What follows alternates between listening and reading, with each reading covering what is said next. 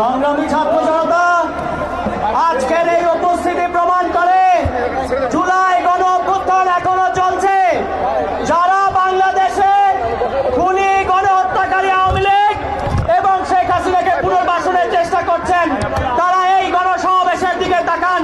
আপনাদের এই দুরভিসন্ধি কোনোদিন সফল হবে না।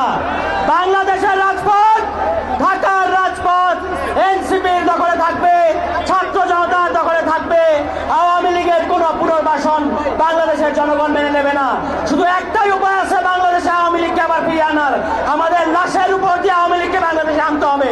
যতদিন বাংলাদেশে এনসিপি থাকবে, যতদিন ছাত্র জনতা থাকবে, যতদিন জুলাই গণ অভ্যুত্থান থাকবে, বাংলাদেশের রাজনীতিতে আওয়ামী লীগের কোনো স্থান হবে না।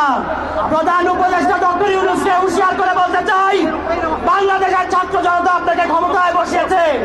আপনি কিন্তু এটা বলতে পারেন না যে আওয়ামী লীগ ঠিক করবে আওয়ামী লীগের কি পরিণতি হবে।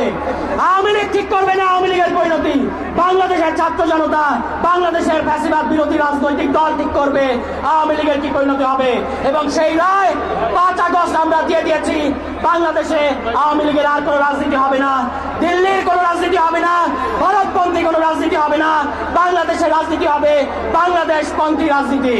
যারাই যে কোনো মোড়কে ভারতপন্থী, দিল্লিপন্থী রাজনীতি এখানে চাপিয়ে দিতে চাইবেন, বাংলাদেশের ছাত্র জনতা আপনাদেরকে প্রতিরোধ করবে। সুতরাং আগামী নির্বাচনের আগে আমাদের দাবি খুব পরিষ্কার, আপনারা নির্বাচনে যাবেন, আমরাও নির্বাচনের জন্য প্রস্তুত আছি। কিন্তু আগামী নির্বাচনের আগে আওয়ামী লীগের নিবন্ধন বাতিল করতে হবে, আওয়ামী লীগের সকল রাজনৈতিক কর্মকাণ্ড নিষিদ্ধ করতে হবে। আগামী নির্বাচনের ব্যালট পেপারে নৌকা মার্কা থাকতে পারবে না। এই ব্যাপারে বাংলাদেশের ছাত্র জনতা রায় দিয়ে দিয়েছে। যারা এর অন্যথায় করবেন তাদের বিরুদ্ধে আবারও জুলাই গণ অভ্যুত্থান সংগঠিত হতে হবে। সুতরাং কোনো চালাকি করবেন না, আওয়ামী লীগ আর বাংলাদেশের রাজনীতি করতে পারবেন না। এই রায় হয়ে গেছে, এই রায়ের পক্ষে থাকেন, জুলাই গণ অভ্যুত্থানের পক্ষে থাকেন। এখানে যতগুলো রাজনৈতিক দল আছে সবার কাছে আমরা এনসিপির পক্ষ থেকে আহ্বান জানাতে চাই, এনসিপি তার অবস্থান পরিষ্কার করেছে, বাংলাদেশে আওয়ামী লীগের রাজনীতি হবে না। আপনাদেরকে কোনো রকম চালাকি করবেন না, আপনাদের অবস্থান পরিষ্কার করতে হবে। আওয়ামী লীগ নিয়ে আপনাদের অবস্থান কি জনগণের সামনে পরিষ্কার করেন। প্রত্যেকটা রাজনৈতিক দলকে তাদের ইশতেহারে আওয়ামী লীগ নিয়ে তাদের কি অবস্থান পরিষ্কার করতে হবে, এটা পরিষ্কার করার আগ পর্যন্ত বাংলাদেশের জনগণ তাদেরকে ভোট দেবে না। সুতরাং আমি আমার বক্তব্য শেষ করবো এটা বলে, ঢাকার রাজপথ এনসিপি নেতাকর্মীরা দখলে রাখবে।